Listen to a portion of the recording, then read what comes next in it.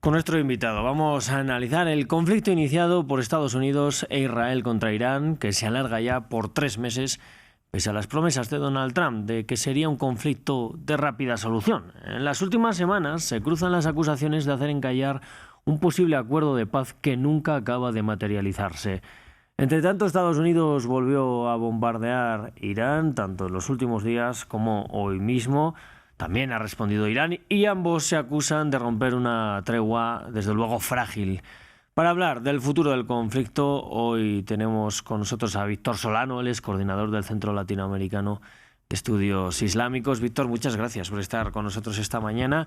Como decíamos, 3 meses ya de un conflicto que ahora mismo parece enquistado. En este tiempo, no sé si ha perdido más Irán, ha perdido Estados Unidos o quizás el resto del mundo también, con las consecuencias laterales. Sí, por supuesto que el conflicto ha traído pérdidas realmente no solo para los países implicados, hablamos también de las poblaciones de esos territorios.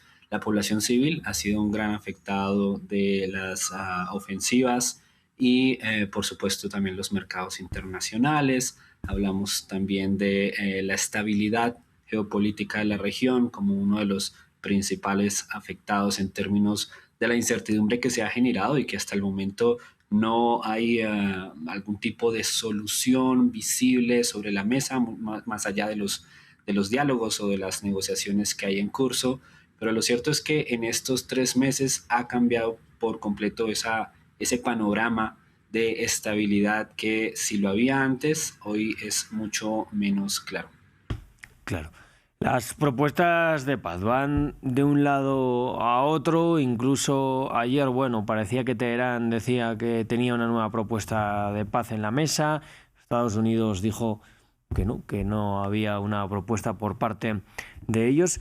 ¿Se está dilatando este proceso de búsqueda porque se está buscando un acuerdo de máximos o realmente quizás es tan difícil encontrar un acuerdo de mínimos que las posiciones están muy alejadas todavía? Sí, yo me inclino a pensar que estamos en un escenario en el cual ambas partes buscan esos máximos y es evidentemente algo que en la geopolítica y en el análisis de las relaciones internacionales difícilmente traerá una solución pronta. Esta solución, si la habrá, por lo menos tomará mucho tiempo y tomará también unas medidas que inclusive puede que no estén en este momento encima de la mesa y que precisarán de la mediación de unos terceros. Pakistán tomó la iniciativa de iniciar algún tipo de acercamiento a ambas partes y de invitarlos a dialogar y ahora vemos que también Qatar está asumiendo ese mismo rol.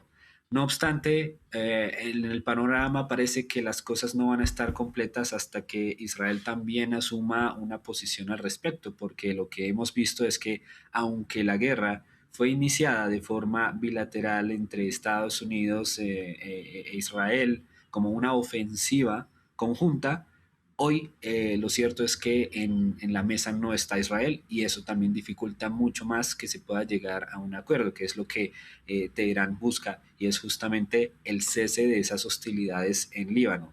Pero a 3 meses de iniciado ese conflicto vemos que, por supuesto, Israel ha cambiado de parecer en términos de cuáles son sus objetivos con esta guerra. Hoy en día está mucho más enfocado en lo que pueda suceder en Líbano y eso dilata mucho más una posibilidad de encontrar esos puntos medios de los que estabas hablando. Pues interesante hablar de Israel porque venimos contando hoy en nuestros informativos que está atacando de nuevo el sur del Líbano, pero también Beirut en una ofensiva que parece crecer. Va por su propia cuenta Israel. ¿Qué supone esto también para Estados Unidos en medio de esa negociación?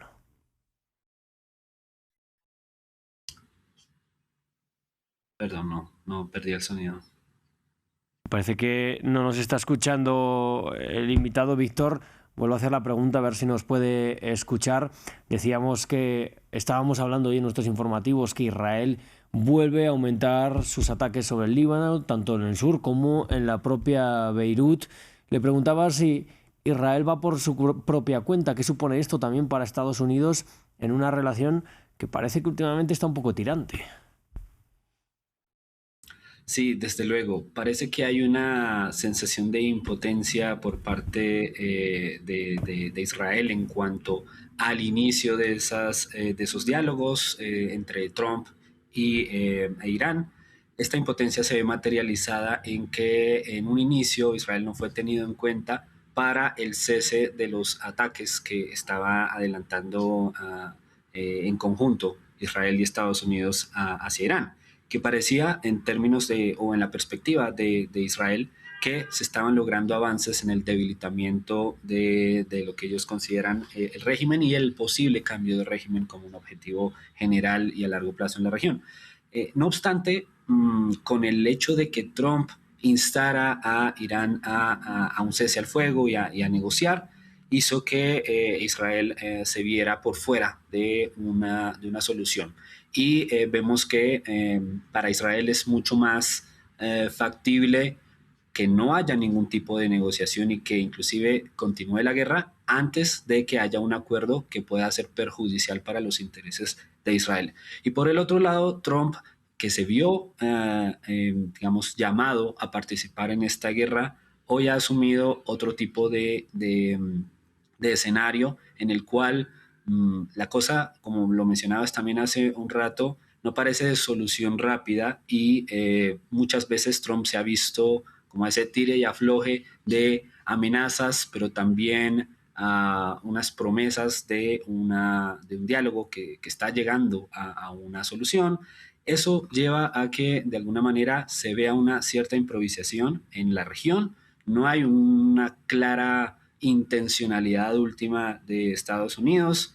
Por el contrario, se han visto importantes pérdidas en términos de las bases militares, que ya no cuentan con la capacidad completa que tenían antes de la guerra, y por supuesto la mayor pérdida que ha tenido Estados Unidos en estos 3 meses, que es el cierre del estrecho de Hormuz, algo que hasta el 28 de febrero no estaba sobre la mesa, pero que hoy en día es la principal carta de negociación de Irán. Su geografía, por un lado, la posible escalada en terreno por parte de Estados Unidos se puede ver fácilmente truncada o imposibilitada por esa geografía agreste, y por el otro lado, el hecho de que el estrecho de Hormuz siga cerrado hace mucho más fácil para Irán dilatar cualquier otro tipo de ataque, mientras el precio del barril pues sigue por las nubes.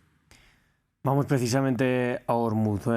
Marco Rubio dijo en los últimos días, que bueno, el estrecho de Hormuz en algún momento tendrá que quedar abierto de la forma que sea.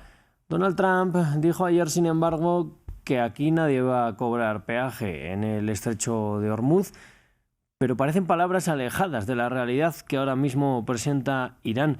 ¿Cree que terminaremos viendo un pago normalizado por el estrecho de Hormuz, que aquí se puede llegar a un acuerdo con tal de que quede abierto? Que quizás Estados Unidos, por mucho que digan, ya se ha hecho a la idea de que eso va a pasar. Pues en el escenario de los posibles, creo yo que la existencia de un peaje, de un cobro por cruzar el estrecho de Hormuz, parece ahora ser la mayor de esas posibilidades, en términos de que no es descabellado pensar que este estrecho marítimo ahora se considere un canal con exclusividad, e Irán inclusive ha puesto sobre la mesa que no sea únicamente ellos quienes controlen este paso, sino también Omán, quien tiene una porción importante de esa costa y del paso también por sus aguas. Eso hace que evidentemente exista un punto medio más cercano a la realidad, y es que el estrecho de Hormuz va a cambiar para de aquí en adelante, es lo que ha dicho Irán, y parece que Estados Unidos está haciendo también un poco a la idea. Sin embargo, obviamente que en la negociación no estará el ceder por completo el control solamente a Irán, inclusive ante la posibilidad de que Omán tome cartas en el asunto. Hace poco Trump en sus redes sociales también ha hablado y ha inclusive llegado a una posible amenaza a Omán si considera unirse a este cierre, lo cual hace que sea todavía un punto difícil, quizás un terreno delicado, pero estará, por supuesto, en los puntos principales de la negociación, y quizás allí se pueda encontrar un punto medio, dado que ambas partes están dispuestas a considerar cuál va a ser la nueva geopolítica en torno a este bien natural. Bueno, estamos hablando de un conflicto que inicia prácticamente con el asesinato del líder iraní Ali Khamenei. Veníamos de unas fuertes protestas también en Irán, pero parece que el régimen sigue. Al final es una muestra de fortaleza de que más allá de las figuras, el régimen, bueno, el gobierno de los ayatolás es fuerte y que quizás Trump, lejos de debilitarlos, ha conseguido, bueno, mostrar que tienen más fuerza de la que se pensaban.